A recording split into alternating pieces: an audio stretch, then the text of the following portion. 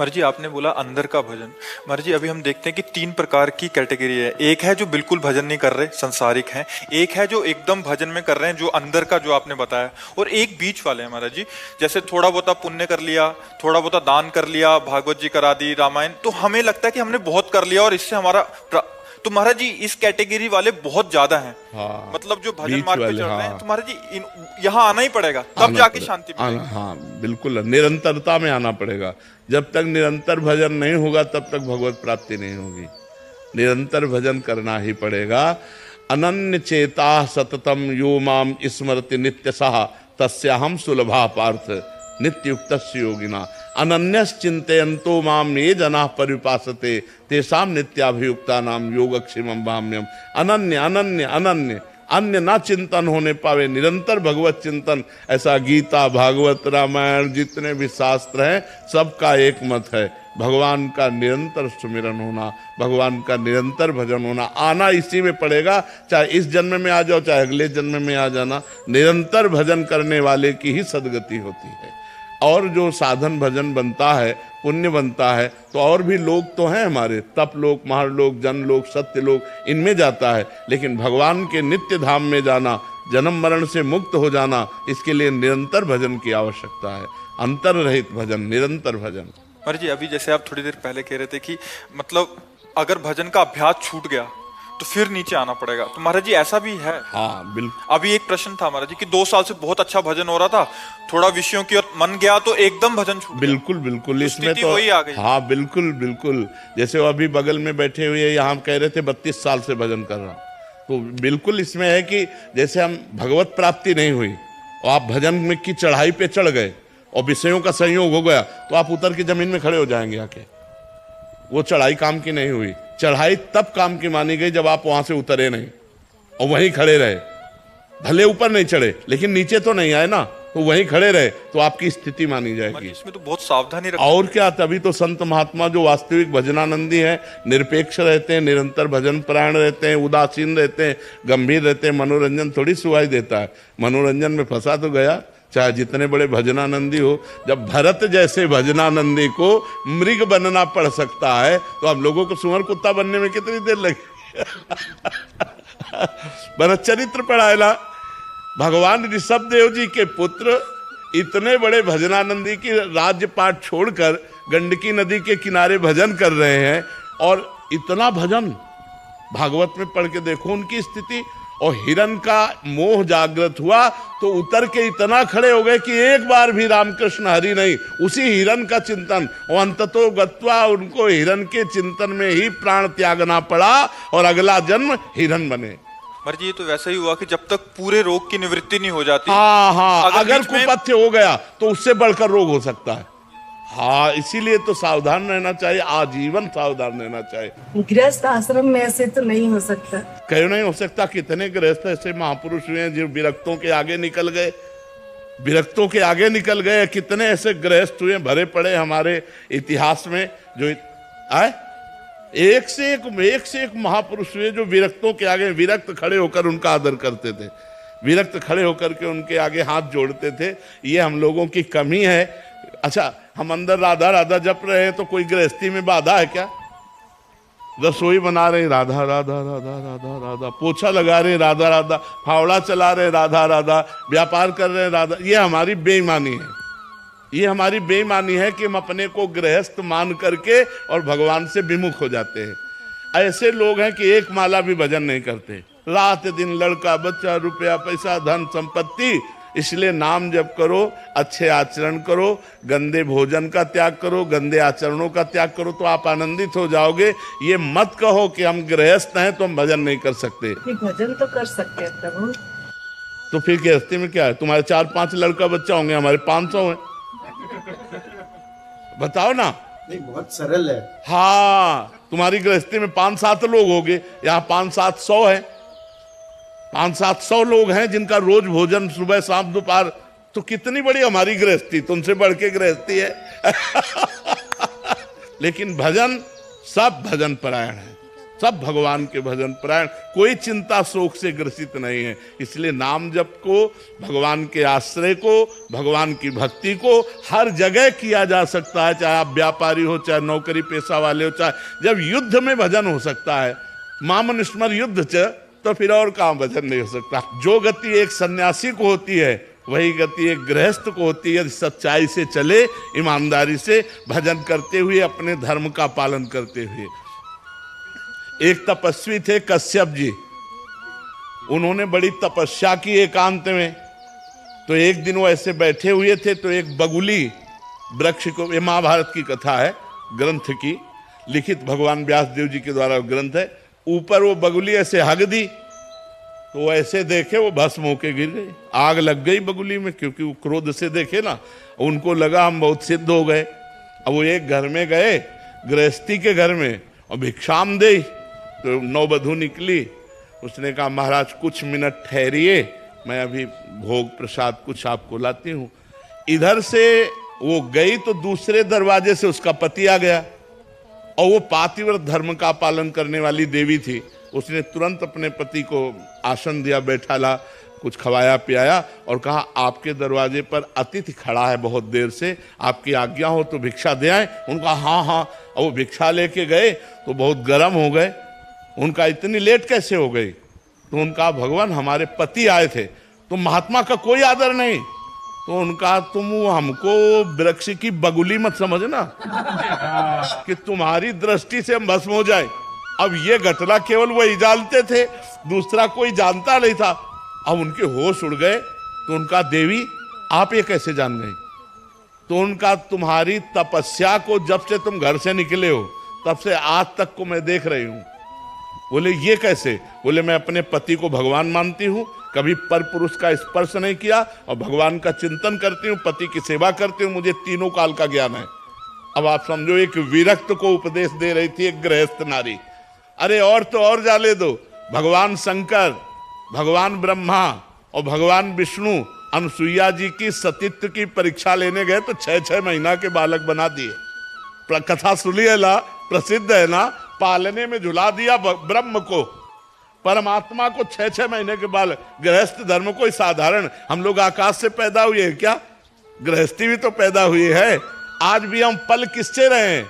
गृहस्थों से ही तो पल रहे। तो गृहस्थी धर्म कोई साधारण धर्म समझते हो क्या? विरक्त धर्म का पोषण करके अपने परिवार का पोषण कर रहा, धन्य है गृहस्थ धर्म।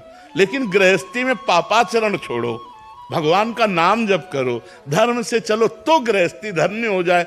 अब शराब पियो, मांस खाओ, पराई स्त्री से व्यभिचार करो, गंदी गंदी बातें करो, तब तो नरक का रास्ता है, चाहे कोई भी हो, गृहस्थ हो चाहे विरक्त। अपने अपने धर्म से चलो तो हम सब पहुंचेंगे एक ही पिता के घर। हम अपने धर्म से चले, आप अपने धर्म से चलो, दोनों को परमात्मा प्राप्ति हो जाएगी। तो इसलिए ये बात कह के कि हम गृहस्थ हैं, भगवत प्राप्ति हमारे लिए दुर्लभ, ऐसी बात नहीं, सबके लिए सुलभ है। भगवान का चिंतन करो, धर्म से चलो।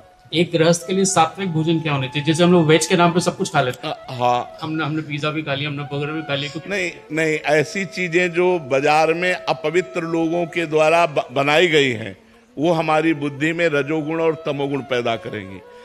आप घर में छौंक करके दाल पाएं और वही फ्राई करके होटल से मंगवाएं, अंतर हो गया। घर की छौंकी हुई दाल सतोगुणी, बाजार की पवित्रता से बनाई हुई दाल रजोगुणी, और कहीं बासी दाल छौंक दी गई तो तमोगुणी, वो तमोगुण प्रदान। और प्राय ऐसा होता है कि दाल उबली रखी और 4-4, 6-6 दिन की दाल वो फ्राई तुरंत करके आपको दी जाती है। तो ये जो होटलों का बना हुआ भोजन है, इनमें पवित्रता का ज्ञान ना रखने वाले लोगों के द्वारा निर्माण हुआ है, तो वो प्राय रजोगुण और तमोगुण ही बढ़ाता है। कोशिश करे कि अपने घर का भोजन पावे। और जब ऐसी परिस्थिति ना हो कि अब जैसे कोई नौकरी पेशा या बच्चे पढ़ रहे हैं, अब उनको घर का भोजन नहीं मिल रहा है, तो फिर मांस मछली आदि त्याग करके पवित्र भोजन, जहाँ जिन होटलों में मांस मछली ना बनता हो, उन होटलों का भोजन लेकर के अपना गुजारा करे। बकाया वो भजन में बाधक है। साधक तो घर की रसोई का ही है, जो पवित्र। आपको कितने 56 प्रकार के भोग बनते हैं घर में, आप आराम से बना करके पाइए। आपको जो चाहिए वो घर में बना लीजिए। बाजार की चीजें, जैसे ये आजकल वो चला कि 1 मिनट में पैकेट खोला और चाउमीन ऐसे किया, वो ये सब नहीं। घर की चीजें, 2 रोटी ले लो, नमक ले लो, जरा सा तेल या घी ले लो और वो खा के गुजारा कर ले। सब्जी, रोटी, दाल, दही, दूध, घी, ये बहुत अच्छे अच्छे अपने यहाँ पदार्थ हैं। आप 2 पराठा बना लीजिए, नमक से खा लीजिए, लेकिन ये पिज्जा, बर्गर, ये चीजें मत खाइए। ये आपके स्वास्थ्य के लिए भी हानिकारक है और परमार्थ के लिए भी हानिकारक है। आपके बुद्धि पतित हो जाएगी, परमार्थ लायक नहीं। और आजकल लोग यही पसंद करते हैं, गंदा आहार हो, गंदा पेय हो तो बोले VIP पार्टी रही, और अगर सात्विक बढ़िया खीर पूड़ी सब्जी रोटी बना के पवाला तो पार्टी नहीं। कह रहे हैं कि उसने कुछ करा ही नहीं। करे, हाँ उसने कुछ किया, बिल्कुल बिल्कुल। इसलिए हमें लगता है अगर हमारा आहार शुद्ध है तो हमारी बुद्धि शुद्ध है, बुद्धि शुद्ध है तो जीवन सही रहेगा। ये अशुद्ध बुद्धि का ही तो लक्षण है। अब मान लो पिए पाए शराब में नशे में मार दिया गोली, अपने भी मार लिया, खत्म खेल। अब वो भूत प्रेत बनेंगे और क्या बनेंगे? देवता थोड़ी बनेंगे, भूत प्रेत बनेंगे। या काल मृत्यु जो है, ये इस तरह की हत्या, वो निम्न योनियों में जाएंगे, भूत प्रेत नीच योनियां प्राप्त होंगी। तो इसलिए हमें लगता है हमारा भोजन शुद्ध होना। बच्चा अपनी माँ से नाराज हो जाता है और मार डालता है। कितने ऐसे केस देखो ना, माँ किसी दूसरे से फंस गई तो अपने बच्चे की हत्या कर देती है। आप घटनाओं को जरा क्रम से देखिए तो ये क्यों हो रहा है? क्योंकि आज हमारी बुद्धि भ्रष्ट हो रही है।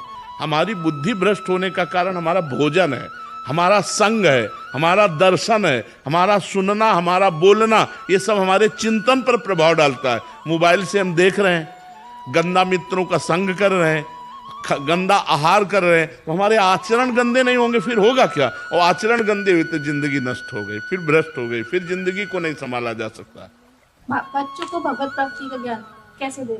एक माला ही बैठाल कर करवाओ, काउंटर से बैठाल करके कि तुम 108 बार राधा राधा बोलो, तुमको अभी हलवा बना के पवाएंगे, तुमको ये पवाएंगे। उन बच्चों को प्रलोभन देना, तुम्हें अमुक वस्तु दे देंगे, तुम्हें शाबाश। एक माला करो, राधा राधा राधा, और हमें दिखाओ 108 बार किया कि नहीं किया। ऐसे धीरे धीरे उनको, अच्छा अब तुम 200 बार करो, तुम 300 बार नाम जप करो। ऐसे धीरे धीरे लगाओगे तो बच्चापन से संस्कार बन गए ना नाम जप के, तो अच्छे सदगृहस्थ बन जाएंगे। उनको शिक्षा दे कि गलत आचरण ना करे। आजकल बच्चों का माहौल भी बहुत गंदा हो रहा है, तो अपने बच्चों को बचाए, उनसे प्यार से पूछे, कोई ऐसी गंदी बात, कोई ऐसी गंदी हरकत, कोई ऐसा गंदा संग, कोई ऐसी गंदी क्रिया, तो उनको प्यार दुलार की, अगर गलत किया तो उनको भय भी होना चाहिए। प्यार और भय के द्वारा हम अपने बच्चों की जिंदगी को बचाएं। नहीं, आज का वातावरण जो मोबाइल और कुसंग का है, वो सीधे नष्ट करने वाला है, सीधे भ्रष्ट करने वाला है। राधे राधे महाराज जी। महाराज जी, हम दोनों पति पत्नी आपस में झगड़ लेते हैं और फिर एक दूसरे से द्वेष करते हैं। ऐसे में हमारा व्यवहारिक जीवन प्रभावित हो रहा है। हम अलग भी होना नहीं चाहते महाराज जी, पर ये रोज लड़ाई भी हो जाती है महाराज जी। ऐसे में नहीं, लड़ाई क्यों करते हैं? अनुकूलता और प्रतिकूलता, ये 2 ही संसारिकता हैं। अनुकूलता में हर्षित होते हैं और प्रतिकूलता में शोकित हो जाते हैं। अनुकूलता में राग होता है, प्रतिकूलता में द्वेष होता है। अनुकूलता में सुख होता है, प्रतिकूलता में दुख होता है। इसी को अध्यात्म के द्वारा समान बनाया गया है। अनुकूल प्रतिकूल में समान, सुख दुखे समय कृत्वा लाभा लाभो जया जयो। जब वो नाराज होकर कोई ऐसी बात कहे तो शांत होकर सुन लीजिए, उत्तर मत दीजिए, लड़ाई मत कीजिए। अलग होना क्या जीवन का निर्णय है? क्या जीवन इसी में आनंदित होगा? क्या तुम ब्रह्मचर्य आजीवन रह सकते हो? क्या वो आजीवन ब्रह्मचर्य रह सकती है? तो क्या व्यभिचार के द्वारा पाप करके नरक जाने का रास्ता पुष्ट नहीं करते? अगर तुम दोनों पति पत्नी मिलकर प्यार से जीवन व्यतीत करते हुए, भगवान का स्मरण करते हुए, तो सदगति हो जाएगी। लड़ाई मत लड़ो, उसको प्यार करो। एक कुत्ते को प्यार करे तो पूंछ डुलाने लगता है, हम मनुष्य को प्यार करें तो क्यों नहीं अधीन कर सकते? प्यार में पशु को अधीन किया जा सकता है। तो हमें लगता है कि हम अपनी पत्नी को प्यार करें, पत्नी को चाहे अपने पति से प्यार करे। ये इधर उधर जो गंदी बातें हैं ये सब छोड़ दे। दंड भोगना जब पड़ता है तब फिर होश उड़ जाते हैं। अभी तो यहाँ कहे कहाँ नरक है, कहाँ स्वर्ग है, ऐसे बोलते हैं, कहाँ नरक स्वर्ग है। यहीं देख लो नरक स्वर्ग है। देखो सारा खेल कर्मों का है, तो हम लोग बहुत होश में चलें। ये लड़ाई झगड़ा पति पत्नी में जैसे लड़ाई झगड़ा होता है, एक को गंभीर हो जाना चाहिए। जैसे आप सत्संग में आए हो, भाग्यशाली हो, अब आपको गंभीर हो जाना चाहिए। वो नाराज हो, तुम चुप हो जाओ। ज्यादा नाराजगी की बात कह रही, घर से बाहर निकल जाओ, आधा घंटा बाहर बैठो चुपचाप, फिर चले आओ। लड़ाई झगड़ा करना उत्तम बात नहीं। यही देखो अभी बात आई संबंध विच्छेद की, और यही बात हिंसा में आ जाती है। जब ज्यादा उतर जाती है तो फिर हिंसा में आ जाती है। तो थोड़ा खाओ पियो, दंड बैठक मारो, थोड़ा नियम से कभी कभी अपने ढांचे की तरफ देख लिया करो तो गुस्सा कम हो जाएगी। शरीर में पुष्टता, और खाओ पियो, ठीक से रहो, भजन करो। और बच्चा तुम भी लड़ा मत करो। क्या अपने पति को भगवान मानकर आराधना नहीं कर सकती? तो अब रोज पति से लड़ोगी तो ये कोई आराधना रही क्या? कभी कोई बात है तो बैठ करके मानते हैं, गृहस्थी में ऐसी बातें होती हैं जिनमें एक दूसरे की मन मुटाव प्रतिकूलता बनती है, लेकिन वो ज़्यादा नहीं, 10-5 मिनट। इसके बाद तुरंत उसको, बुद्धिमान आदमी वही जो अपने समस्या का समाधान कर पावे।